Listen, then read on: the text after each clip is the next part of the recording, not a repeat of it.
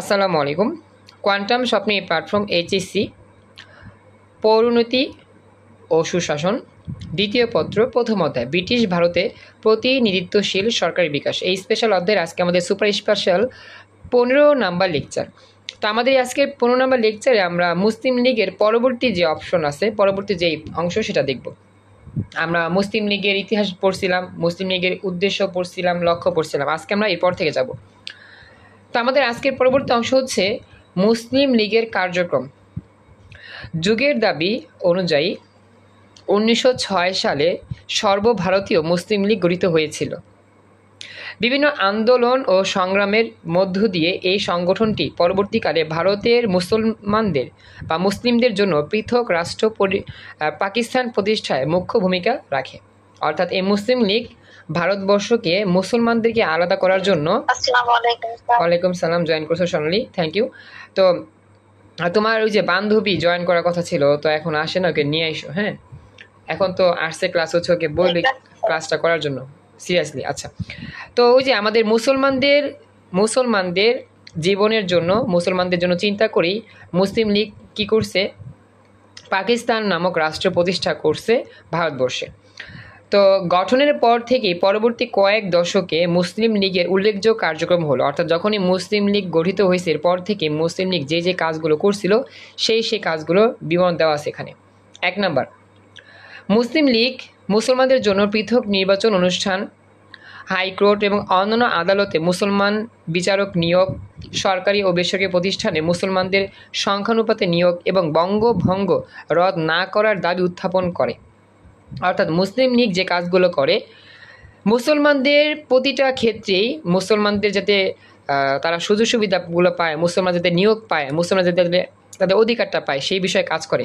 যেমন আমাদের বিভিন্ন অনুষ্ঠানে, তারপর হচ্ছে অফিস আদালতে, হাইকোর্টে মুসলমান মানুষ যাতে নিয়োগ হয় এবং মুসলমানদের যাতে সবাই সমান সুযোগটা পায় সেটা নিয়ে কাজ করে। এবং বঙ্গভঙ্গ যাতে রাওত না হয় সেই দাবিটাও কী করে, মুসলিম লীগ উপস্থাপন করে। তো এসব দাবি আদায়ের লক্ষ্যে দলের পক্ষ থেকে স্বাক্ষরলিপি প্রদান, সভা সমাবেশ ইত্যাদি আয়োজন করা হয়। অর্থাৎ এক কথায় মুসলিম লীগ মুসলমানদের পক্ষ হয়ে কাজ করে। মুসলমানদের কোন কোন ক্ষেত্রে কি কি কাজে লাগবে, মুসলমানদের কোন কোন জায়গায় কি কি কাজ করতে হবে, এটা নিয়ে মুসলিম লীগ কাজ করে। এটা হচ্ছে প্রথম পয়েন্টের ব্যাখ্যা। তো প্রথম পয়েন্টে যে ব্যাখ্যাটা বললাম বুঝতে পারছো কিনা একটু আমাকে জানাও, একটু কথা বইল। সোনিয়া, মারুফা, ঝুমা, সোনালি, আলামিন, প্রথম পয়েন্টের যে ব্যাখ্যাটা দিলাম বুঝতে পারলাম কিনা? আচ্ছা, 2 নাম্বার, থ্যাংক ইউ। আচ্ছা, তো এবার 2 নাম্বারটা হচ্ছে 1909 সালে, হ্যাঁ 1909 সালের সংস্কার আইনের পর 1916 সালে লক্ষ্মী চুক্তির মাধ্যমে ভারতবর্ষের মুসলমান সম্প্রদায় বিভিন্ন সুবিধা পায়। অর্থাৎ আমাদের যে লক্ষ্মী চুক্তি, এটা একটা চুক্তি ছিল, এই চুক্তির মাধ্যমে মুসলমানরা অনেক রকম সুযোগ সুবিধা ভোগ করতে পারে। যেমন পৃথক নির্বাচন ব্যবস্থা, অর্থাৎ মুসলমানদের জন্য আলাদা একটা নির্বাচন ব্যবস্থা চালু হবে, এটা হচ্ছে পৃথক নির্বাচন ব্যবস্থা। সংখ্যালঘু প্রদেশে মুসলমানদের প্রতিনিধিত্ব বৃদ্ধি ও আইন পরিষদে মুসলমানদের প্রাধান্য। অর্থাৎ যে সকল দেশ, মানে ভারতবর্ষে যে সকল প্রদেশ ছিল সেই সকল প্রদেশে যখন মানুষ কম ছিল, মুসলমান মানুষ, তখন সেই মুসলমানদের যাতে তারা নিজেরা প্রতিনিধিত্ব করতে পারে, কোনো কার্যক্রমে অংশগ্রহণ করতে পারে, সেই বিষয়টা যাতে ভালো করে সবাই কাজ করে, এটা নিয়ে বৃদ্ধি করা বা এই কাজটা করা। এবং আইন পরিষদে মুসলমানদের প্রাধান্য, মানে আইন পরিষদ নামে যে কাঠামো ছিল দেশের শাসন ব্যবস্থায়, সেখানে যাতে মুসলমানরা সমান সুযোগটুকু পায় সেটা। এসব সুযোগ সুবিধা আদায়ের ক্ষেত্রে মুসলিম লীগের ভূমিকা ছিল উল্লেখযোগ্য। অর্থাৎ যে সকল জায়গায় সুযোগ সুবিধা থাকা দরকার মুসলমানদের, সেই সকল জায়গায় সুযোগ সুবিধা নিশ্চিত করার লক্ষ্যেই আমাদের এই মুসলিম লীগ কাজ করে। 2 নম্বর পয়েন্টটা বুঝতে পারছো? রেসপন্স করো সবাই। আচ্ছা, এবার 3 নাম্বার, 1929 সালের নেহেরু রিপোর্টে, এটা একটা রিপোর্ট ছিল, একটা নেহেরু রিপোর্ট নাম, মুসলমানদের জন্য পর্যাপ্ত প্রতিনিধিত্বের ব্যবস্থা না থাকায় মুসলমানদের স্বার্থ সংক্রান্ত বিষয়গুলো অন্তর্ভুক্ত করে। মুসলিম সম্প্রদায়ের নেতা মোহাম্মদ আলী জিন্নাহর 14 দফা দাবি পেশ করেন। অর্থাৎ 1929 সালে একটা রিপোর্ট উপস্থাপন করা হয়। সেই রিপোর্টের মধ্যে মুসলমানদের স্বার্থ সংক্রান্ত কোনো কথা বলা ছিল না।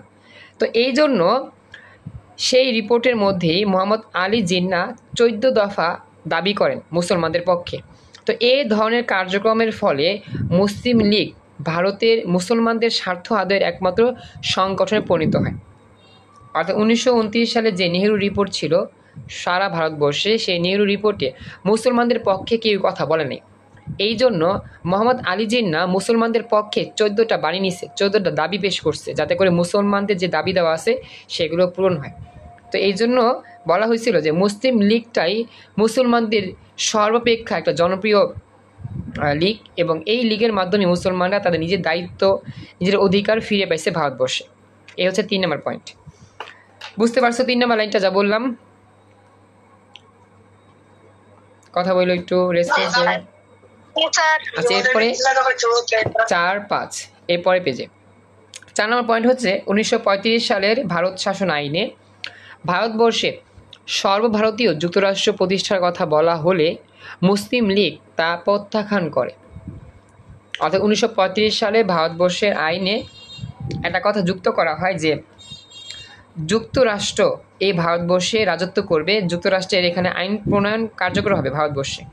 তো এটা হলে কিন্তু ভারতবর্ষটা পুরো বিক্রি হয়ে যাবে যুক্তরাষ্ট্রের কাছে, তো তাদের স্বাধীনতা থাকবে না। তো এইটা যাতে প্রতিষ্ঠা লাভ করতে না পারে, এই জন্য মুসলিম লীগ এই বিষয়টার বিরুদ্ধে কাজ করে, মানে এই যে আইনটা হইতে চাইছিল তার প্রত্যাখ্যান করে, মানে তা বাতিল করার চেষ্টা করে। মুসলিম লীগ নেতাদের ধারণা হয় নিখিল ভারতে মুসলমানরা সংখ্যালঘু, অর্থাৎ মুসলিম লীগের যে সকল নেতারা ছিল তারা মনে করতেছে পুরো ভারতবর্ষে মুসলমানরা ছিল খুবই কম সংখ্যক, কারণ আমরা জানি ভারতবর্ষে সবাই হিন্দু, মুসলমান কম। তো এই সংখ্যালঘু বলতে কম জিনিসটাকে বোঝায়। তো এক ও অভিন্ন ভারতীয় জাতি এবং একই যুক্তরাষ্ট্রীয় ব্যবস্থার অধীনে সংঘবদ্ধ হলে তাদের কোনো ভবিষ্যৎ থাকবে না। অর্থাৎ যেখানে হিন্দুরা বেশি সে জায়গায় যদি যুক্তরাষ্ট্র চলে আসে তাহলে কিন্তু মুসলমানদের জায়গা থাকবে না, মুসলমানরা কিন্তু এই ভারতবর্ষে থাকতেই পারবে না, অর্থাৎ মুসলমানদের ভবিষ্যৎ আর থাকবে না, মুসলমান নিশ্চিহ্ন হয়ে যাবে ভারতবর্ষ থেকে। কথা কি বুঝছো যা বলছি এতটুকু?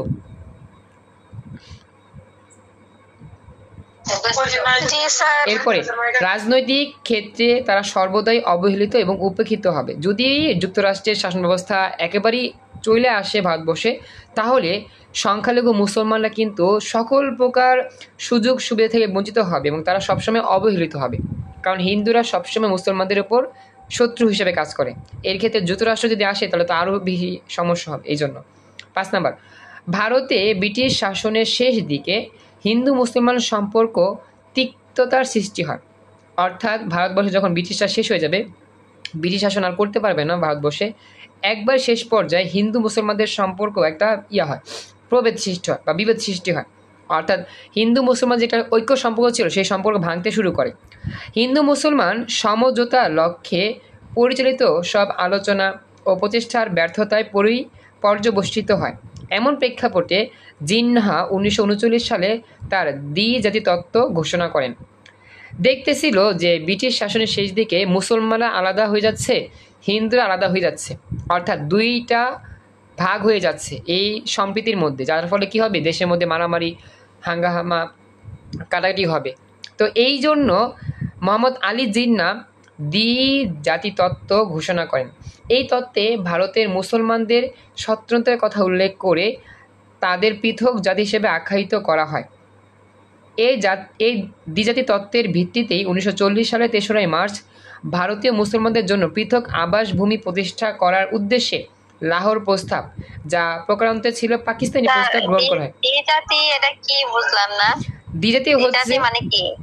হ্যাঁ, এটা হচ্ছে দ্বিজাতি বলতে হচ্ছে আমাদের মুসলমানরা একটা জাত হিসেবে থাকবে ভারতবর্ষে, হিন্দু একটা জাত হিসেবে থাকবে ভারতবর্ষে, তবে তারা অবশ্যই শান্তি সম্প্রীতিতে থাকবে, তারা কখনোই হাঙ্গামা দাঙ্গামা করবে না।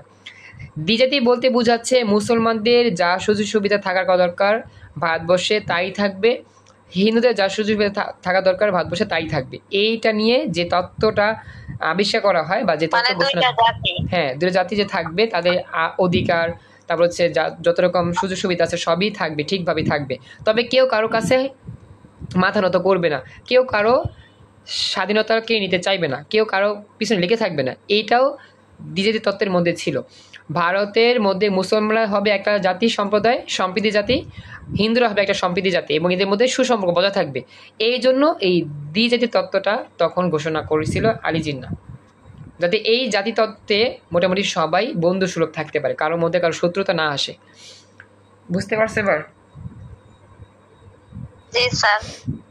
থ্যাংক ইউ প্রশ্ন করার জন্য। তো এইটাই বলছে যে দ্বিজাতি তত্ত্বের মাধ্যমে মুসলমানদের জন্য কিন্তু একটা আলাদা আবাসভূমি প্রতিষ্ঠা হয়। তো 6 নম্বরে বলতেছে 1942 সালে লন্ডন থেকে ক্রিপস মিশন ভারতে এলে মুসলিম লীগ তাদের কাছে স্বাধীন পাকিস্তানের দাবি জানায়। অর্থাৎ 1942 সালে লন্ডন থেকে একটা মিশন আসে, মানে একটা মানে কাঠামো, এটা কি বলা যায়, এটা হচ্ছে তোমার জাতিসংঘের মতো বিভিন্ন আছে না, তোমার শান্তিরক্ষা কমিটি আছে না, শান্তিরক্ষা কার্যক্রম বিভিন্ন, তো ওরকমই আর কি। আমাদের লন্ডন থেকে একটা ক্রিপস মিশন ভারতে আসে। তো এই ক্রিপস মিশন আসার ফলে যে ভারতের মুসলিম লীগের নেতারা ছিল তারা কিন্তু চাইছিল এই ভারতবর্ষে পাকিস্তান নামে একটা রাষ্ট্র হোক। কারণ কি, মুসলমানরা এদেশে আছে, হিন্দুরাও আছে, মুসলমানরা যাতে ভারতবর্ষে আলাদা করে থাকতে পারে, তাদের একটা অস্তিত্ব টিকে থাকে, এজন্য ভারতবর্ষে পাকিস্তান নামে একটা রাষ্ট্র চাইছিল সে মুসলিম লীগ। আর এই মুসলিম লীগরা এই প্রথম দাবিটা জানাইছিল এই ক্রিপস মিশনের নেতাদের কাছে। কথা কি বুঝতে পারছো এতটুকু? কথা বলো। আচ্ছা, এরপরে ভারতের মুসলমানদের আশা আকাঙ্ক্ষা প্রতিফলন ঘটানোর লক্ষ্য নিয়ে প্রতিষ্ঠিত হয়েছিল মুসলিম লীগ। তাহলে আমরা জানি 1947 সালের অগস্ট মাসে মুসলমানদের জন্য পৃথক রাষ্ট্র পাকিস্তান প্রতিষ্ঠা মুসলিম লীগের অনন্য অবদান। এই যে আমাদের 1947 সালে ভারতবর্ষ দুই ভাগ হয়ে যায়, অর্থাৎ ভারতবর্ষ থেকে ভারত হয়ে যায় একটা, আর একটা হয়ে যায় পাকিস্তান। এই পাকিস্তানটা কিন্তু দুই ভাগ হয় আবার, পূর্ব পাকিস্তান যেটা আমাদের বাংলাদেশ, আর পশ্চিম পাকিস্তান যেটা মেন পাকিস্তান।